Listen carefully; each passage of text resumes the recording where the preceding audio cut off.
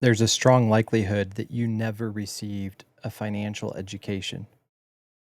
Because of that, you may well be going through life feeling like you're playing the money game without knowing the rules. And that's hard to do. I look forward to reading the Curiosity Chronicle newsletter by Sahil Bloom, and the newsletter today was one of my all time favorites. As a 34-year-old, Sahil said that he was going to talk about 34 different money lessons he's learned through the years. He's been a financial manager, overseeing billions of dollars with a huge firm. He started his own newsletter, which has been very successful. He's run marathons, he's ultra fit. His book, The Five Types of Wealth, became a New York Times bestseller for multiple weeks. I don't think Sahil Bloom is a Christian, best I can tell. And yet, as I read through these 34 principles, so many of them are based on the Bible. Rather than listing them in the order that he did, I arranged them from my favorite to my least favorite. So here are 34 principles of money rooted in scripture, but from Sahil Bloom, that I thought were excellent. One of those, which it was hard for me to determine my top favorite, but this was certainly one of them. Enough is the most important word that very few people understand. And you can read on the screen there precisely what he said. But when do you determine that you've had enough? Because the person who makes $100,000 a year wants 500,000, and the person who makes 500,000 wants a million, and the person who makes a million wants 50 million. At some point, you need to learn to be grateful for what you do have and to be content. The Bible talks a lot about contentment. A second thing Bloom talks about is the path to financial independence, that early on, maybe shortly after you're married, you need to live very, very frugally so you can live wonderfully later.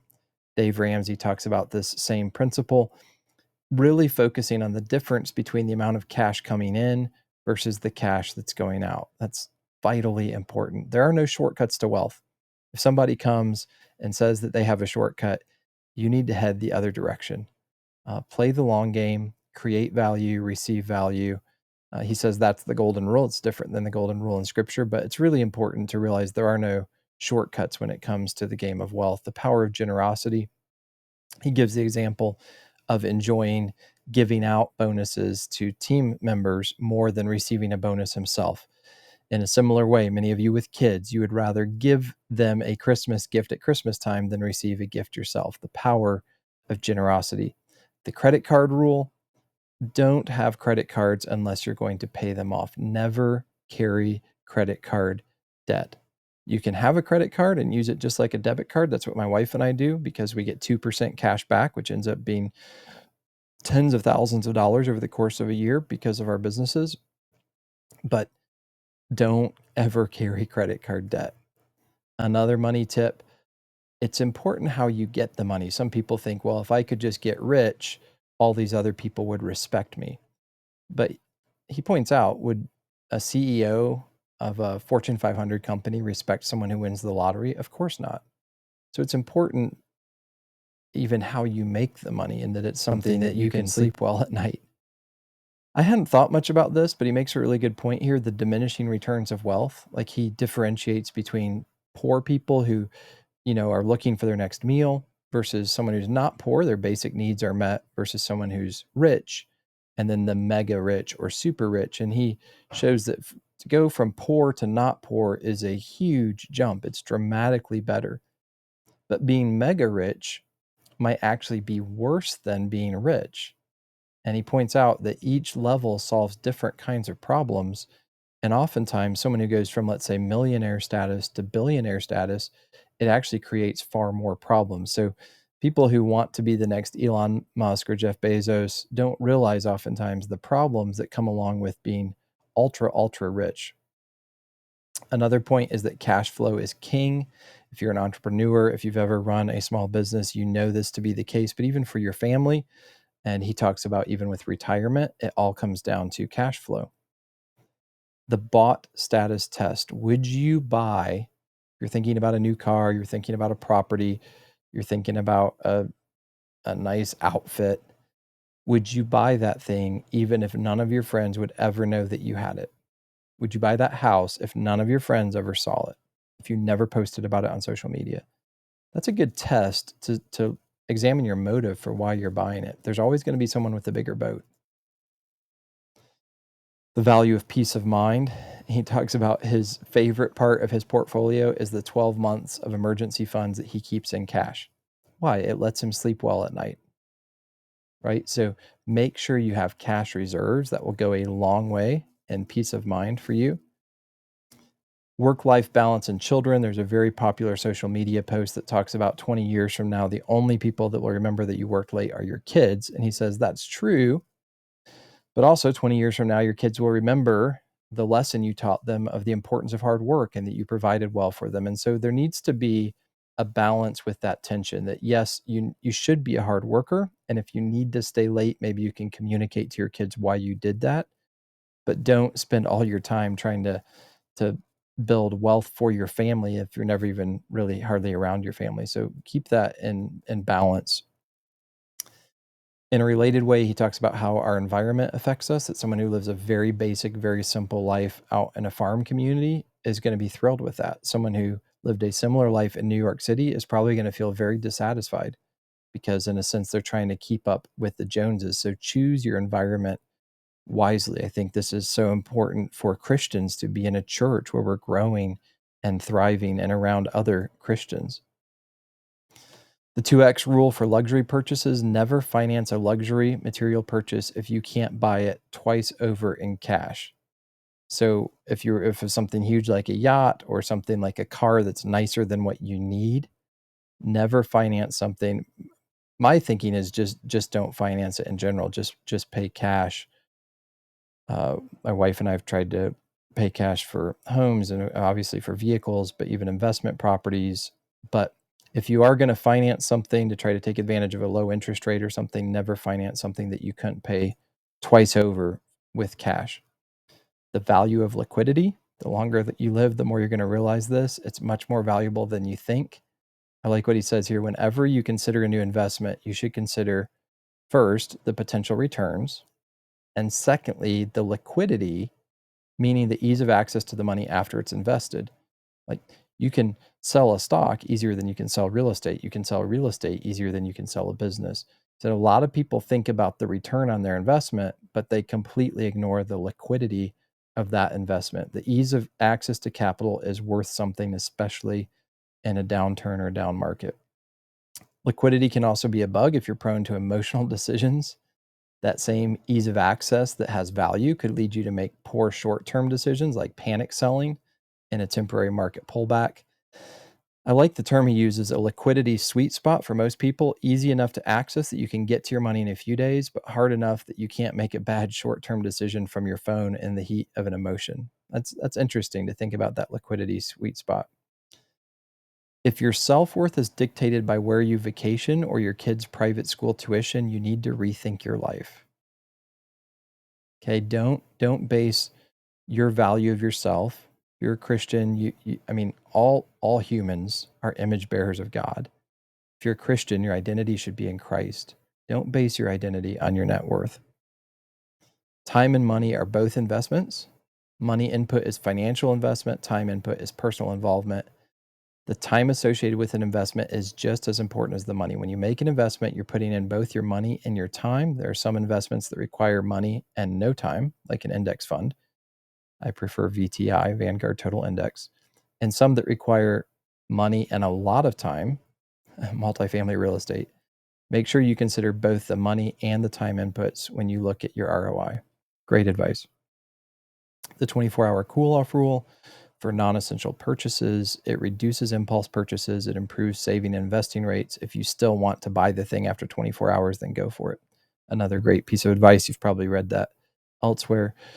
Audit your recurring expenses. Conduct this regularly. This is something I need to do a better job of. We end up getting monthly expenses that we forget that we even have through random subscriptions. He uses a financial tracking tool called Origin. I don't use that particular one, but do something to audit your monthly expenses. Automate small payments. I have loved doing this. Just get them off of your mind. Utility bills for rental properties, all of that. The more you can automate, the better. It frees up your headspace for something else. I have so many automated payments. The true cost of cheap, quality over price. Sometimes the cheap option is actually the most expensive. When purchasing products for their utility, always invest a bit more and opt for quality. They'll last longer and create fewer headaches. Cheap might sound good right now, but you get what you pay for. If you buy something too cheap, it's often just buy now, pay later. Again, look for good deals. I like to always buy stocks when they're low, for instance, but be careful about getting something too cheap that's just trash and will wear out quickly. The power of likability. Being likable is a legitimate competitive advantage. I hadn't thought much about this, but I think he's right on this point. Nothing will accelerate your career more than building a reputation for figuring it out. Early on, you'll be given lots of tasks you don't know how to do. If you can go figure it out rather than having to ask at every single step, that will help immensely. Time for money trades aren't as bad as the internet gurus want you to believe. It's nice to know that you can earn more by working more if you need to. And at the end of the day, everything is a time for money trade. So it's really just about number one, whether you enjoy the thing you're trading your time for. And number two, whether you're being attractively compensated for it. This is something I go back and forth with. Should I hire someone to mow my lawn? Other people can do that, but I enjoy doing it. So good point here about the time for money trade. The status game, there's a lot of rich people who spend almost all their time trying to impress people who are even richer than they are. And he says, it strikes me as one of the dumbest games you can play, but I'm willing to bet very few people even realize that they're playing it, the status game. The best uses of money are those that create one of four things in your life. They give you extra time. They create new experiences for you. You use your money to take a vacation to Europe. My family just went on an Alaska cruise. My wife and I and our 5 kids this summer is fantastic. Your health, you use money to help you get more sleep, to get better exercise, or purpose. And certainly as a Christian, my mission in life, my purpose is deeply rooted to what I believe God's will would be for me. So really good advice here. He talks about invest in yourself, books, quality food, personal development, mental health. These are expenses that you shouldn't think of as expenses because you're investing in yourself. God's given us one body. We have one life. We need to take care of it. Don't try to waste your time trying to outperform the market unless it's your full-time job. I go back and forth on this. I advise other people just to buy an index fund like VTI. I enjoy trying to outperform the market, and I really love the research part of it. But for the vast majority of people, just buy an index fund. Don't try to beat the market. Track your finances. You can't improve what you don't track. Use a tracking and management tool to get a clear picture. And again, he talks about Origin that he uses with his wife. The value of good friction. This was interesting. I don't think much about this, but I'm inclined to agree with him here, though I'm not sure. Be wary of using money to optimize the life out of your life. When you start making more money, a new menu of options materializes. You can get a personal chef, a full-time cleaner, a staff, a driver. But sometimes that friction was what created meaning, and the obsessive removal of friction does more harm than good. Cherish the good friction in your life that makes you slow down and embrace the ordinary. I agree with that when it comes to spending time with my kids and so on, or for us personally, we still drive our own vehicles. We haven't hired a driver. I see what he's getting at here, but I know other people who've chosen to offload a lot of that and are glad that they have. So I put this one towards the bottom of the list. Financial alignment and relationships. He's right on the money here. You and your spouse need to really agree about the basic way that you spend money. You might not agree on everything, but he says, I've had friends work long careers in jobs they hate simply because they had to continue providing a high flying lifestyle to a partner who demanded it. It's sad. Have the conversation early to avoid the challenges later. Prepare for the worst. He talks about running disaster simulations. You never know what if you lose your job? What if you have a huge healthcare expense? Failure to imagine the bad is the surest way to be crippled by it. Good advice there. Lifestyle creep is a byproduct of expectations creep. Expectations are your single greatest financial liability. Your expectations for what you need to be happy will steadily increase if you don't keep an eye on them. I have a friend who says our wanters are too big. Always maintain a healthy margin of freedom, the gap between your expectations and your reality. Good advice there. The side hustle trap. I'm not sure if I agree with this. They're usually just distractions masquerading as productivity. That can often be the case. He says having 5 to 10 income streams may sound nice. It's quite rare that an income stream is truly passive. I agree with that.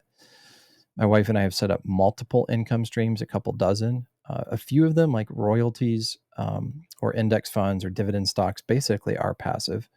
But many of them, like rental properties, are not passive. And I see what he's saying. You can be so focused on 100 little things that you're not using your life wisely. But I also think for many people considering entrepreneurship, a side hustle is the way to start. So, again, I didn't resonate as strongly with this one as I did most of the others. I hope that that's helpful to you. I enjoyed reading that email. Again, this is not original with me. I certainly want to credit Sahil Bloom. I like his newsletter. I've read reviews of the book. I've not actually finished the book, reading the book yet, The 5 Types of Wealth. I think many of these points are from that book, but I hope this is helpful to you. And if it is, consider giving me a like and following here at the YouTube channel.